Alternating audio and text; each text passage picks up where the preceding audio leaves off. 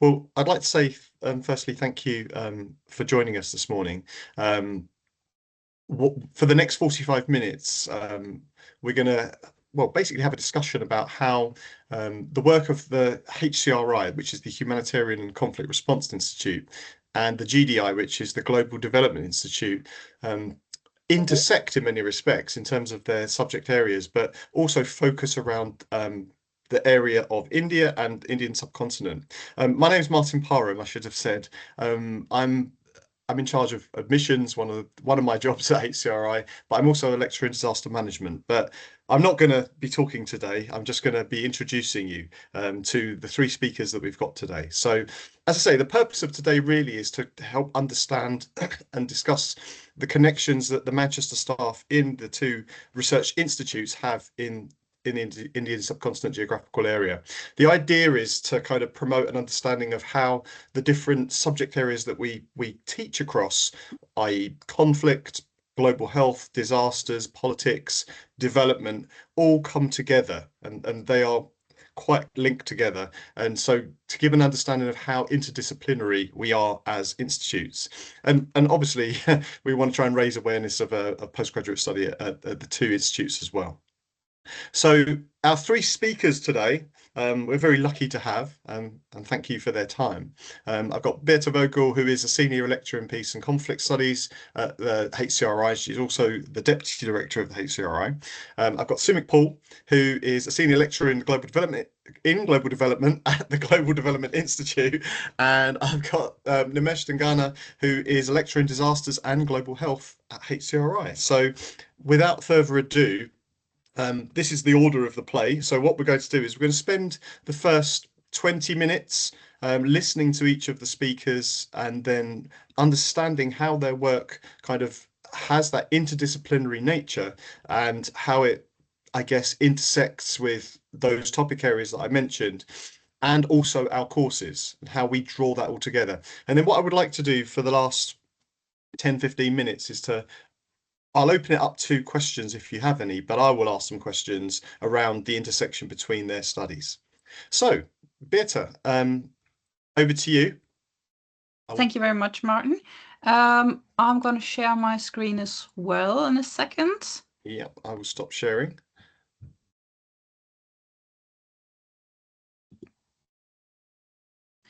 Can you see that? We can, yeah, thank you. Excellent. So thank you very much for the invitation to contribute to this today, because I've done quite a bit of work on and in India, Sri Lanka, and very recently I've had the privilege to be part of a project as well that was with Nepal as well. I'm a peace and conflict studies scholar, so this is how I fit into the broader HCRI idea. So my research is very much interested in how local communities work on conflict and intersect with like state and international approaches to conflict and conflict resolution. My first sort of work on and with Indian colleagues was through a project that was called Cultures of Governance and Conflict Resolution in Europe and India. And what we tried to do was to look at how different states, Cyprus, Georgia, the Bosnian Herzegovina, and different regions within India addressed internal and kind of external conflicts.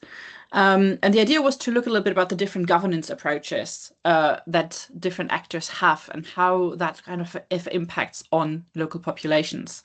So one of the big things in peace and conflict studies is that we still wonder, since we're investing so much into peace building, why is it not sustainable? Why does it often fail?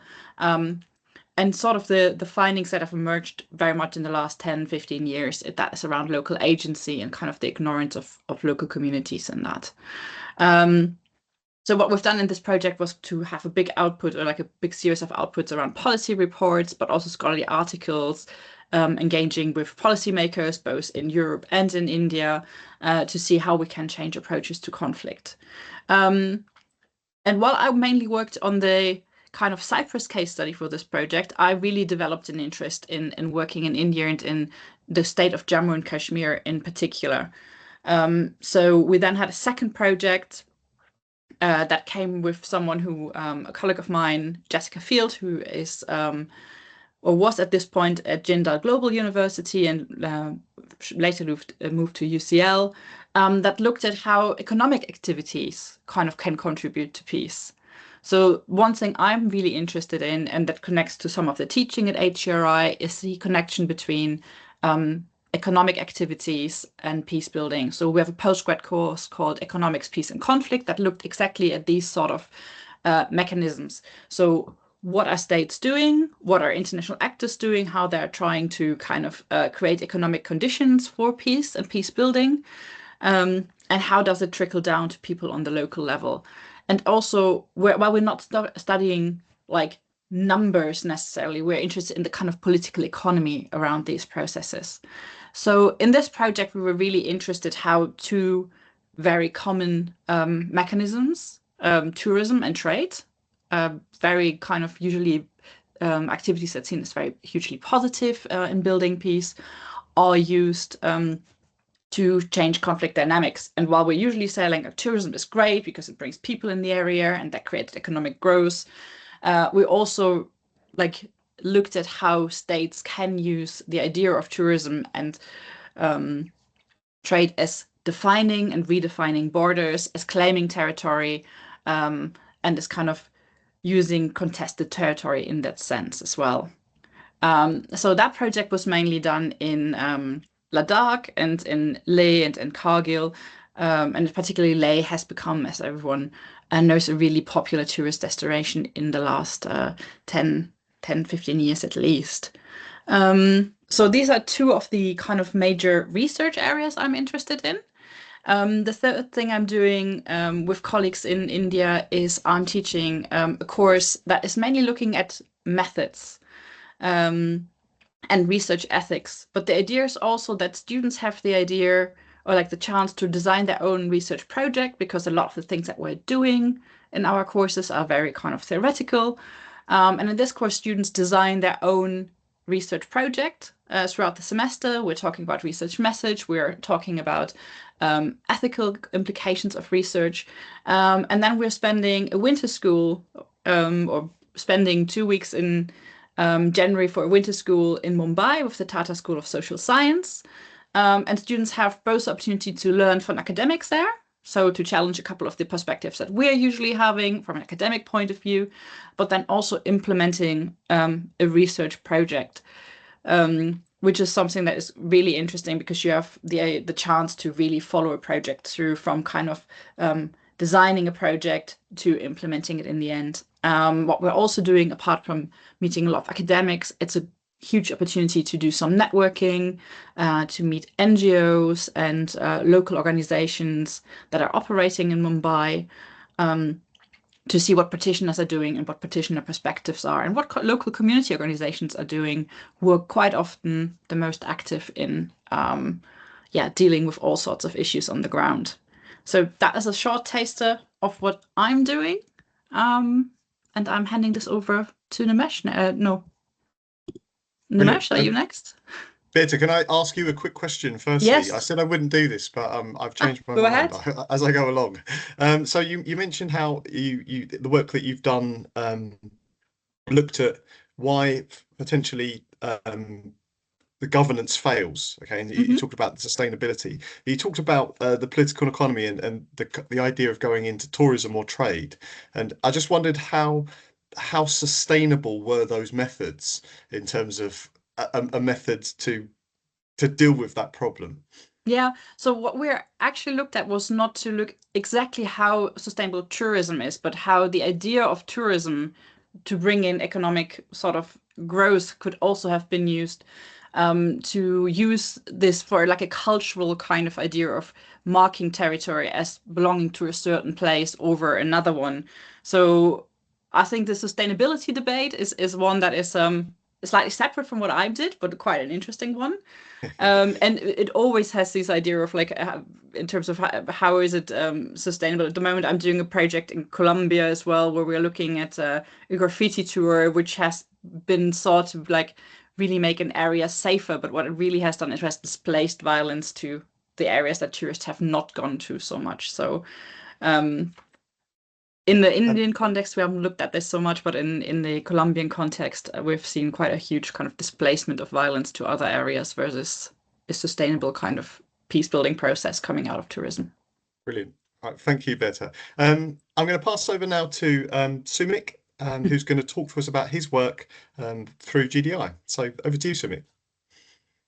Thank you so much, Martin, and other colleagues. Can you all hear me? Because there's some building work going on right next to our. We can't hear the building work. You're okay. Yeah, it's just awful timing. Okay, all right. Can you all see my slides? Yes. All right.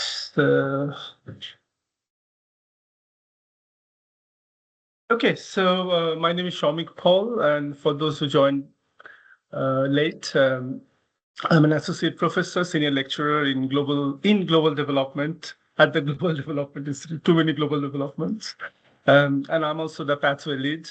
For a master's program in global development.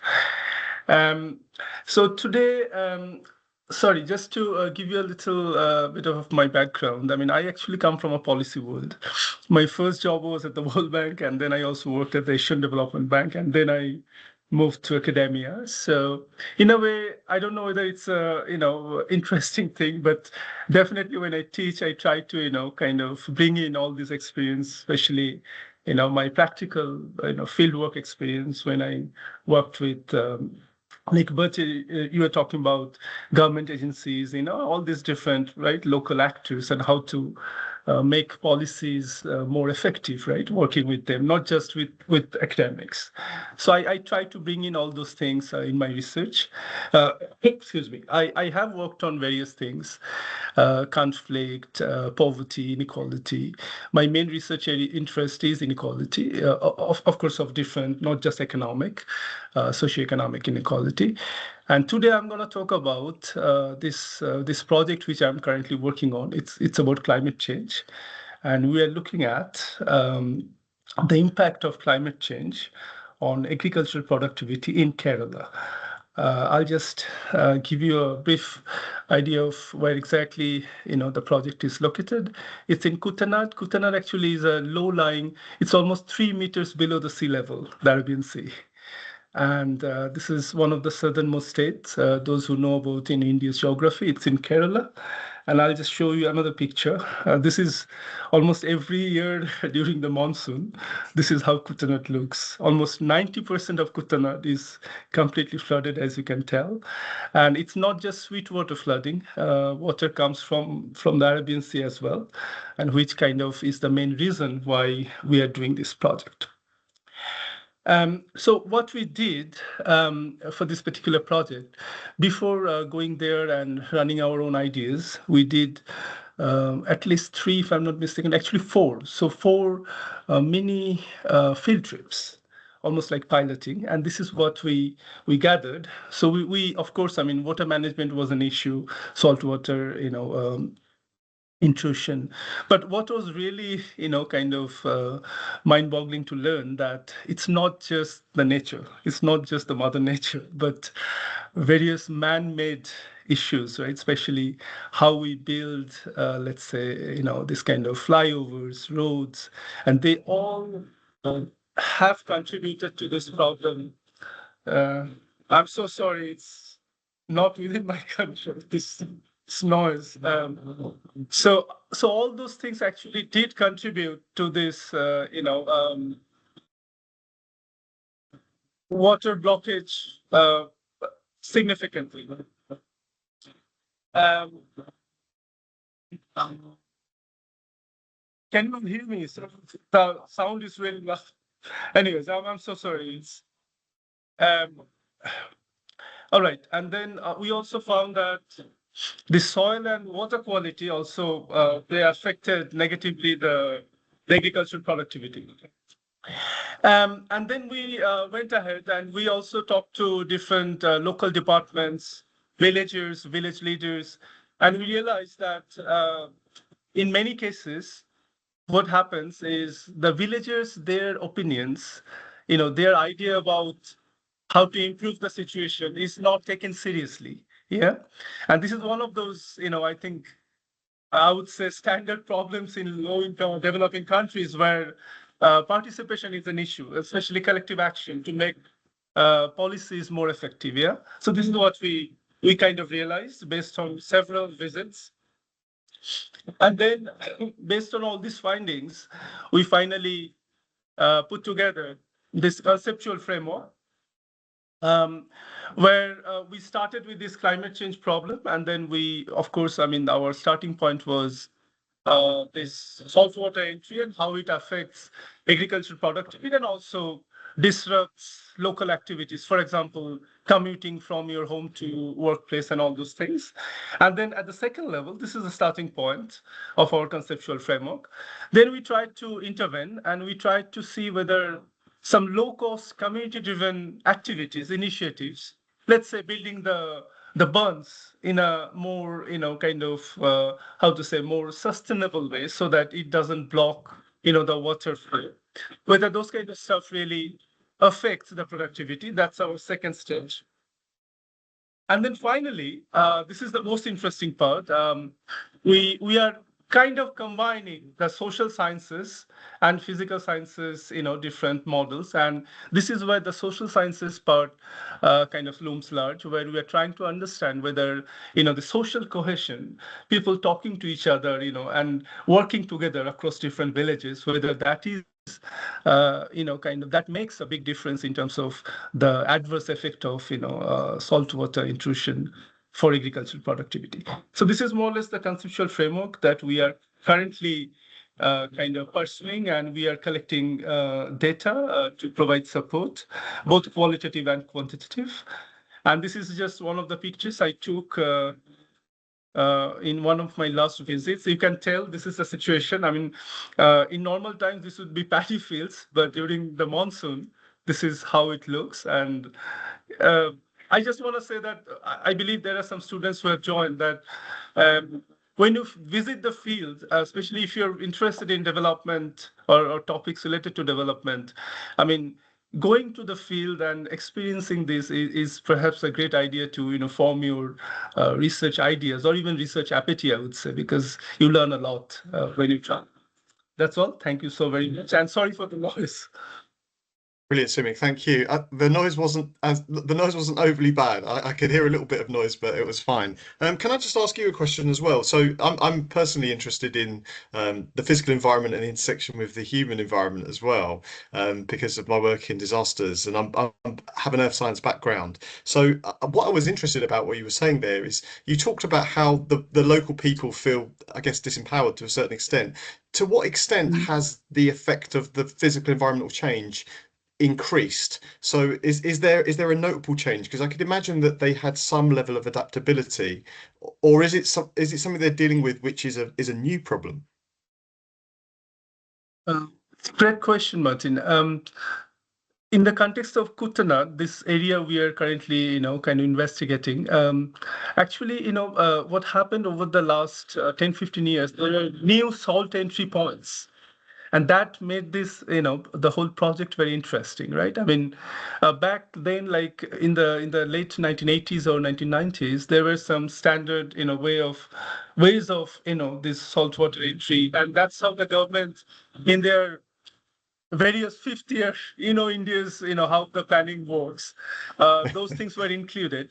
But what they missed is this new salt entry or salinity entry, these areas.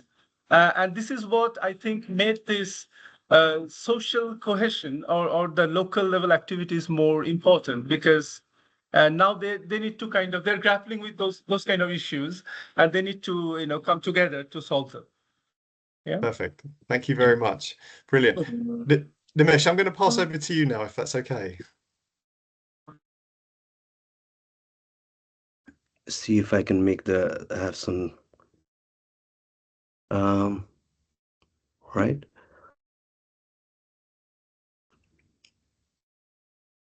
Can you see my slides? All right. Brilliant. So hi everyone, and thanks for joining. Thanks Martin and Andrew for organizing this really important session. For those of you who joined late, so I'm a lecturer in disaster studies and global health at the Humanitarian Conflict Response Institute here at the University of Manchester. So my research and teaching it centers around these three interrelated dimensions, if you will, like disasters, human development, and democracy. So I really try to look at it in terms of more of a nexus approach and how disasters can impact or shape human development in many different ways. It can, influence or undermine human well-being. So that's obviously a very important concern, especially in the South Asian context. But then disaster can also happen because of underinvestment or in human development, right? So concepts such as vulnerability, political, social, economic vulnerability can also shape disaster. So I think, or cause disaster, or exacerbate disaster. So that is one way. But I also use like theories of participatory democracy, accountability, to really look into whether or not these systems that we have built as society can actually serve as a safeguard or some kind of protective measure against disaster and human underdevelopment. So this really draws on some of the seminal works of Amartya Sen and other people who really looked at whether or not democracy can serve as or democratic actors can work to safeguard against disaster. So this is, or other kinds of deprivation. So this is sort of my core research and teaching interest. And Basically, I published in that area, but also quite a bit in the areas of health and human rights. So before I came to Manchester, I was working mostly in the areas of social and political determinants of health, where I published some research on female sex workers and how they mobilized around health risk and HIV prevention in southern India. So that's where I did some research. And then recently, I've been looking at the post-disaster response and recovery, particularly following the 2015 Nepal earthquake, where based on which I also wrote my PhD thesis. So this is building on that earthquake politics. I've been also looking at COVID and how particularly migrant workers and our other disadvantaged groups were particularly impacted by COVID pandemic and different forms of response strategies that they deployed to protect their health and well-being. And my other strand of research, in which I've collaborated with Berta and others, is really this idea of disaster research and data ethics. So we're really also looking at, the disaster is a unique situation in many different ways. Post-disaster situation where there's requires heightened level of ethical sensitivity if we are doing research, collecting data, because we are dealing with vulnerable populations or dealing with sensitive topics. So this is another strand of research where I've also published a little bit on really the ethical implications or ethical dimensions of doing research in disaster context. In terms of my research methodology, the types of research that I do, as I said, I primarily focus in the South Asian context. I'm primarily a qualitative researcher, so I draw on ethnographic fieldwork, interviews. I've looked at how recovery processes happen at the grassroots level. Looked at observed different forms of policy um, dialogues that happen around recovery and reconstruction. But at the same time, I've also collaborated a lot with local civil society and NGO workers in Nepal, and I have this long-standing collaboration with an organization that is based in Nepal called Accountability Lab, with which I have developed sort of deep and collaboration, longitudinal collaboration. We started with 2015 Nepal earthquake, followed by COVID-19, and we are also currently looking at the recovery following the 2024 floods in Nepal. So it's like I also work quite a bit with the local civil society and youth groups.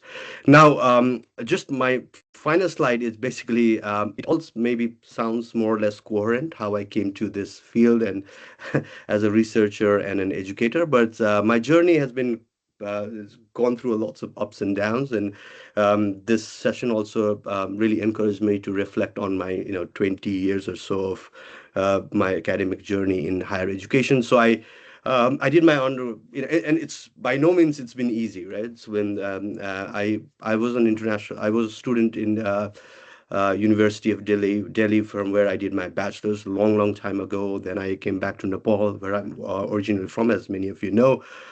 Did my master's in business administration, worked in development sector for a few years as a development practitioner. It was also a very difficult time in Nepal because we are going through Maoist insurgency at that time. Very challenging time. So 2008, I left Nepal to get my second master's degree in the US, where I lived for a few years as an international student. I did my master's in development studies. Came to UK in 2015 to do my PhD. Again, moving country as an international student, it's not easy. I mean, I'm saying this because some of you may be interested in doing coming here and doing your higher education. It also comes with lots of opportunities, but it's also a challenging undertaking. And now I am here at the University of Manchester as a full-time lecturer. But again, this journey, has taught me a lot about sort of different ways in which we can think about higher education in the UK and in the West, but also many different challenges. So I'm also happy to, Martin, to reflect on that if anybody has any questions around that. So I'll end there. Thank you. Thank you, Nimesh. In fact, you've kind of preempted the question that I was going to ask you, which is almost unbelievable, seeing as I hadn't seen this slide. So the question that I was going to ask you about your studies, obviously you work quite closely with community, and I'm really interested as to how the work that you do in Nepal has informed your relationships within communities in Manchester or within the UK.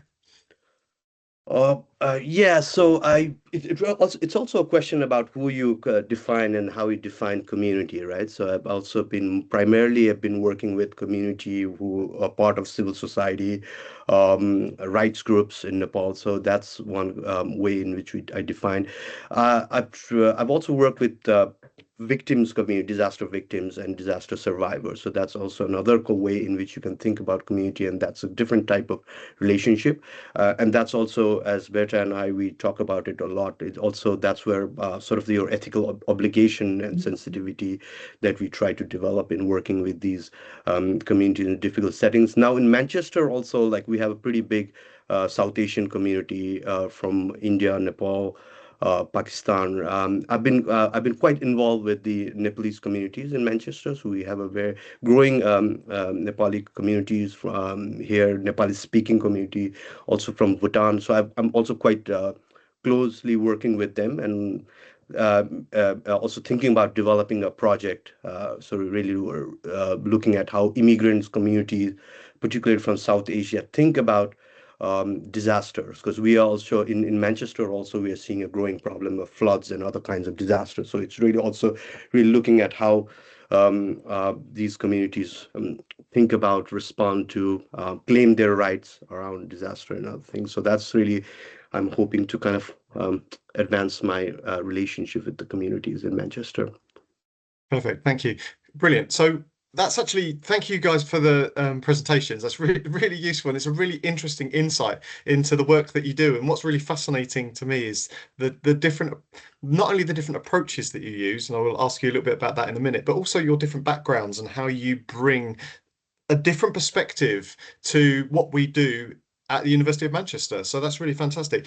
One of the things that come across from, sorry, I should add, if anyone would like to ask a question, please feel free to put a question into the chat. So the chat feature is there, and Andrew will look at that and follow that. But in the meantime, I'm just going to ask a couple of questions as well, open questions to all of you. So I noticed that you all talked about work within the community or work within that included local people.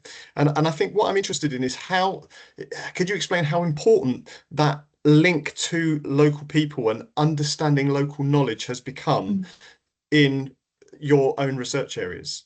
And I don't mind who goes first.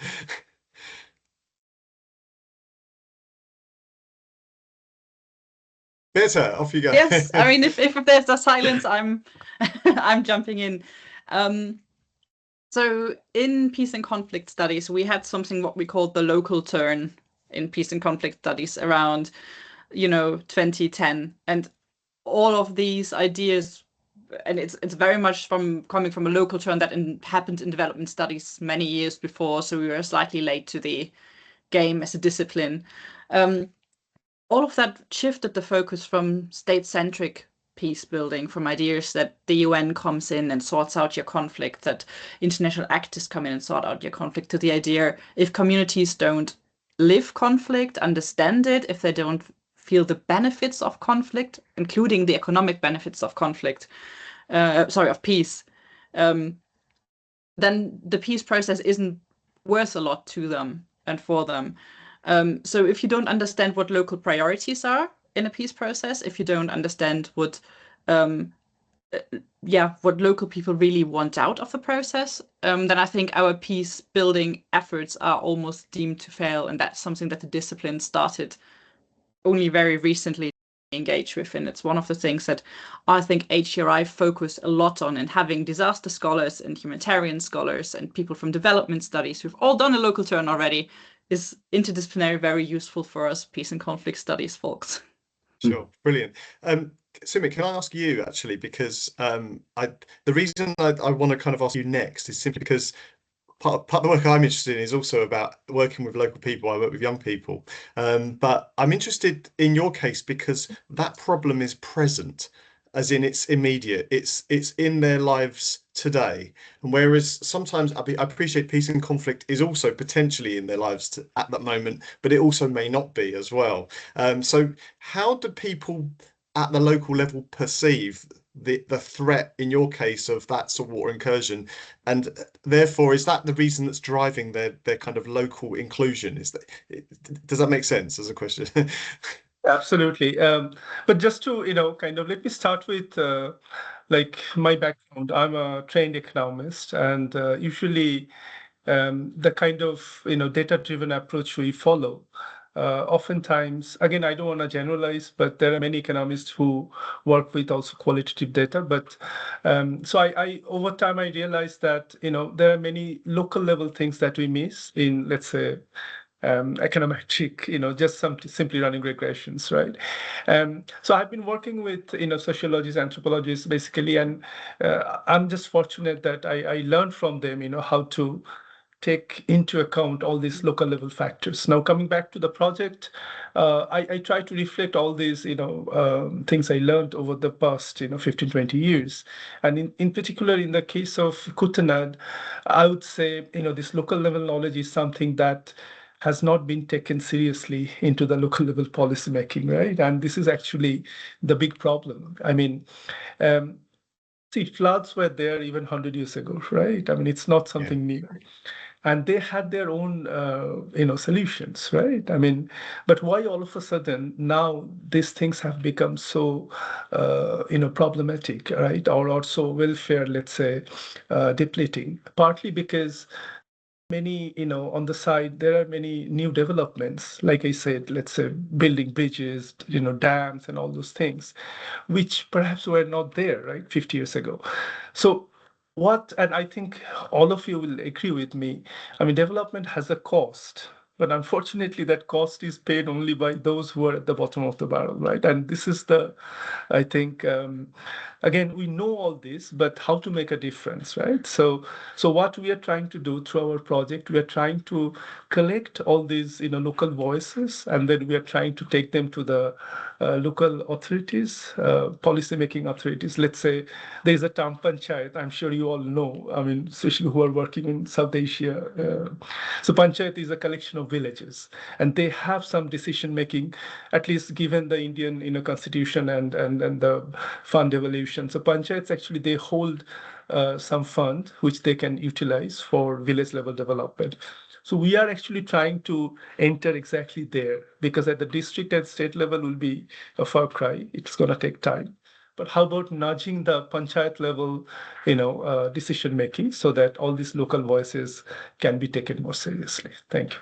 Brilliant. And Nimesh, how about you?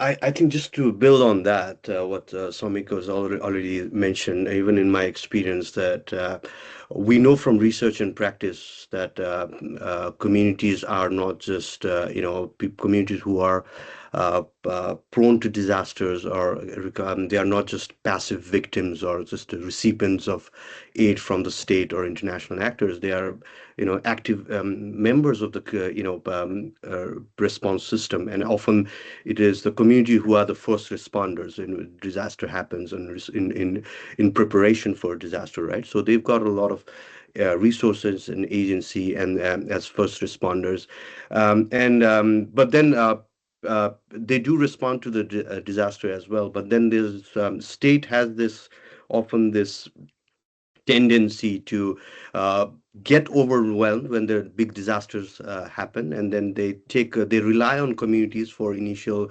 response, and but then when the longer term recovery comes in, we've seen that in Nepal, then the communities are often not included in the process. Their voice is completely undermined, or they're completely excluded.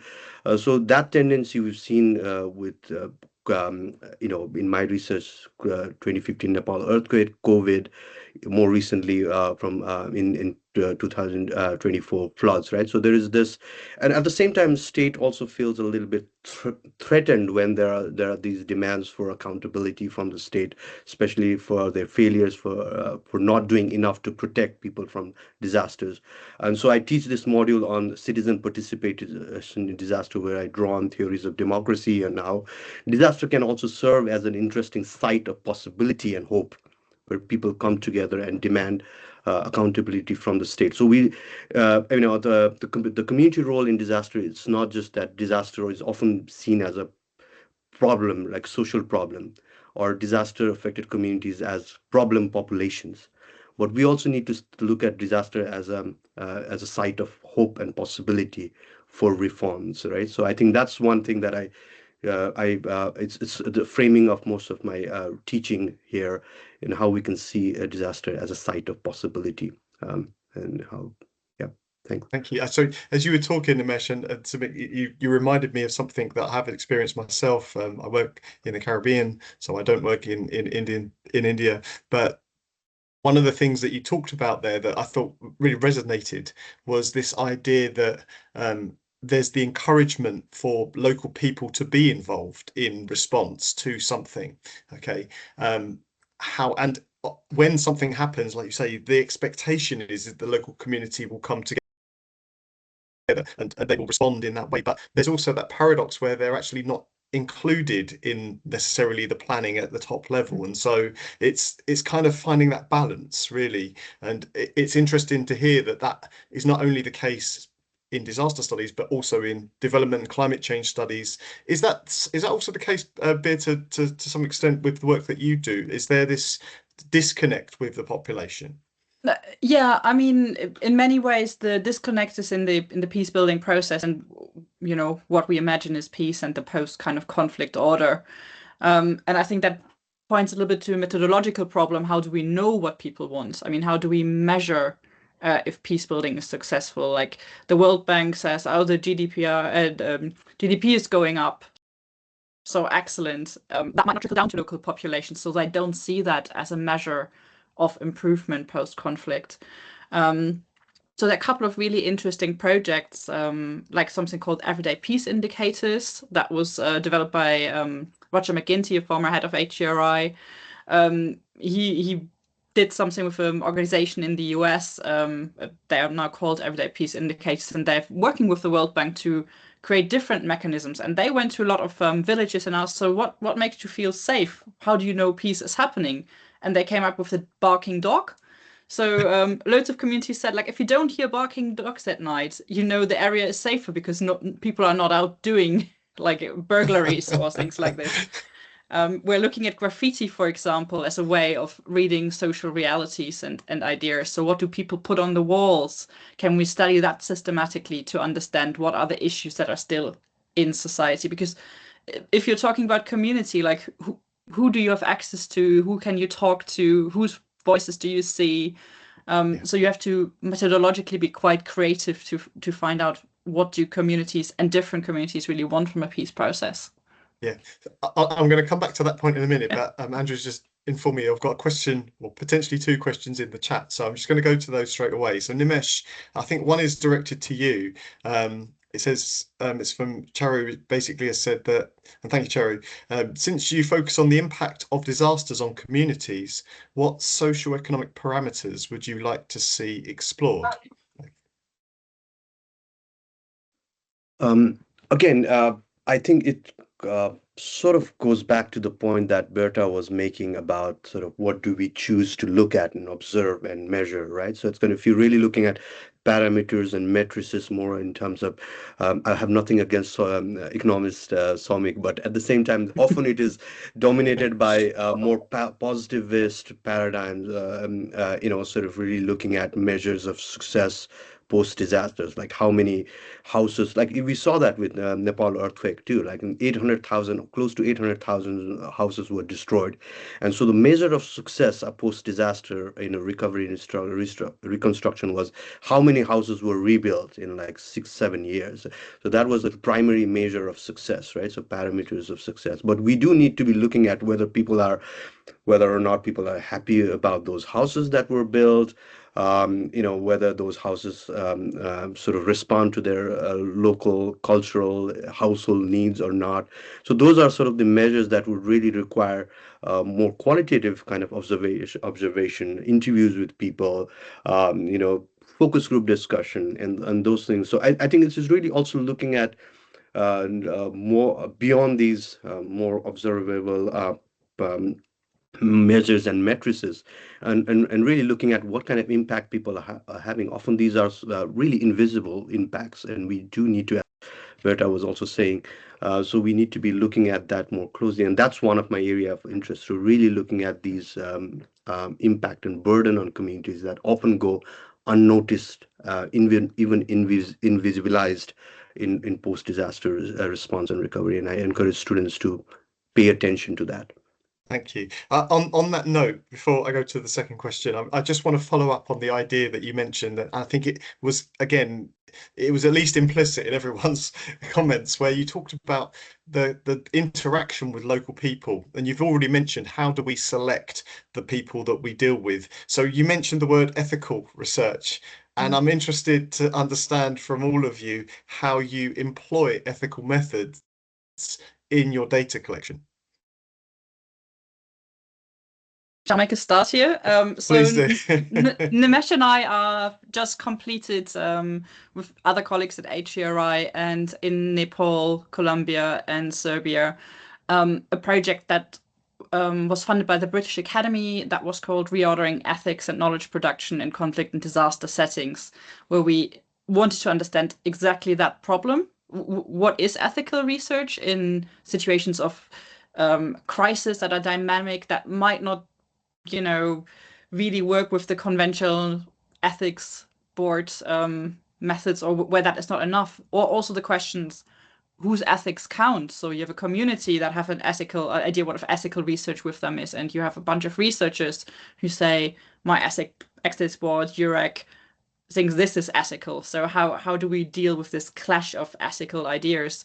If you work with communities, and Nimesh might have to say more on that because he knows that much better from his work, but communities also have expectations when you work with them, and it's unethical to think or to say there will be change based on our research, because there might not be, or there might be in many, many years to come.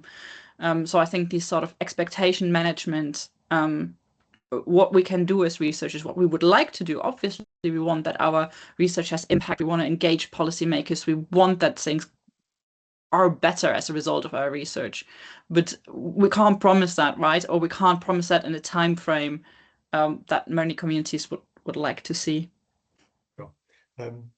Good. Saumik, have you got anything to add in terms of, because your work is slightly different, so I'm just interested because you're dealing directly with people that are being affected. So I just wondered if there's a method of which you might employ.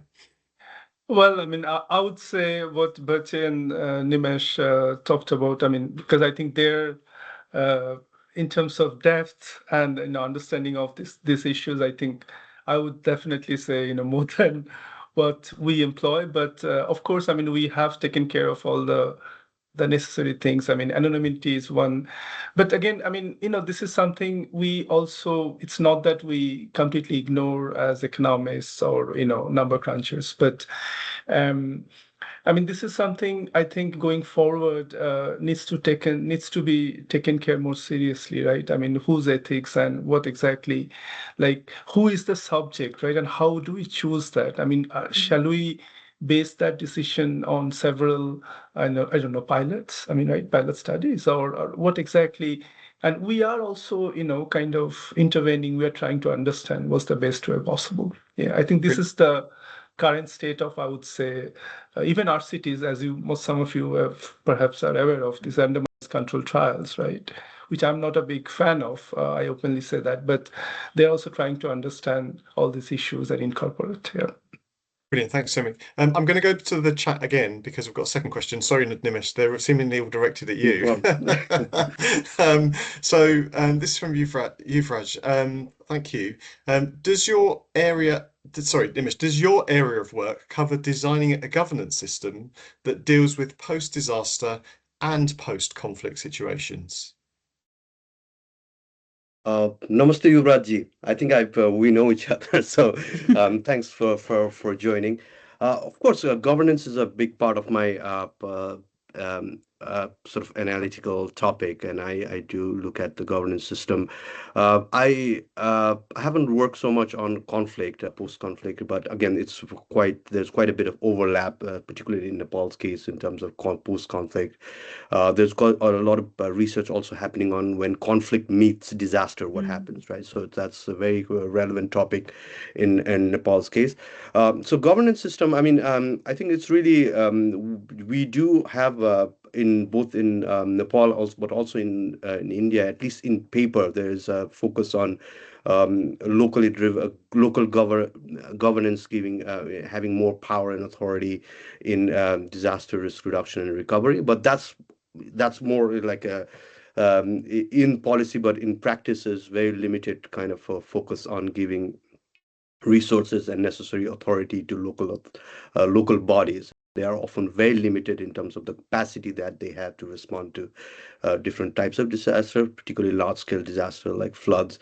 And so I think it is in Nepal, like we move from a centralized unitary system of governance to a federal system of governance. So in paper we have this, we've devolved power to the local bodies, but that's really not that's not really the case when it actually comes to the practice of governance. So I think one of my thinking is really also about sort of how we kind of devolve power to the local bodies in a way they are more equipped and have more capacity and authority to deal with disaster and not be dependent on central bodies for a longer term recovery and reconstruction. So it's really about, but again, as an academic, I mean, I am not a practitioner, so I don't, but I do have some of these ideas on how we can improve the governance of disaster in that part of the world. Thanks for that question. I'm gonna move on. Simply, I've got one more question for all of you, and I'm already overrunning. So it's just like my own sessions at university. That's all I can say.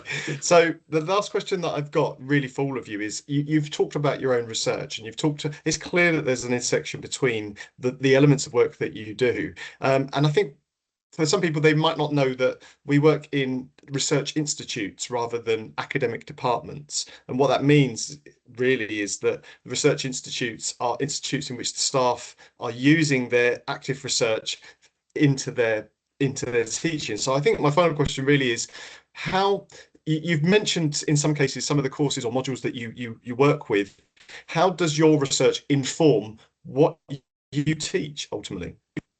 And Birte, I'm going to start with you because Yeah, I think it informs and drives it a lot because I think if we understand where the current issues are, because we are quite active researchers, then you want to teach that to students. You don't want to just teach them all theories. Great, yes, we start with this fundamental work, all of the rest, but you want to use what you see in the fields to discuss with students. And you don't only teach it. I think students become active partners in discussing that. I mean, I've experienced in some case studies, but we have a very international student body and the postgrad level, and they all have experiences of the same issues from their home countries. And I think through that you get a really active discussion where you're not only teaching something, but you're also learning something.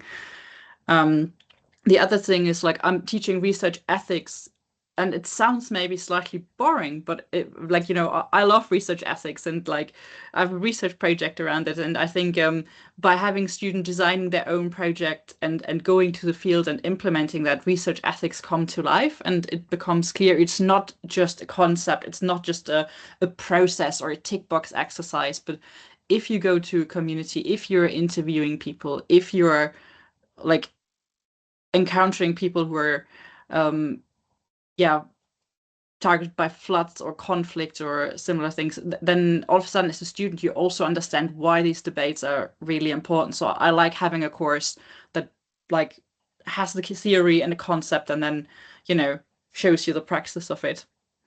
brilliant, thank you. Saumik, I'll pass that to you. Right.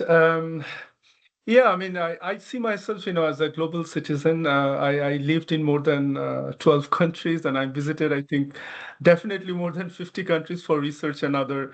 And I just try to bring in all this experience, as my colleagues are saying here. I mean, I think, especially when you are teaching topics related to global development, right? I mean, citing examples from, let's say, Japan to Ghana, Kenya to, Madagascar, it's a great thing, right? So, and I do change my, I recently also, it's a newly designed course, which I'm teaching in GDI. So I also constantly, every 3-4 years, I try to come up with, new ideas. And so, yeah, I mean, my teaching is very much based on what I do, as a researcher, for sure. Brilliant, thanks, Saumik.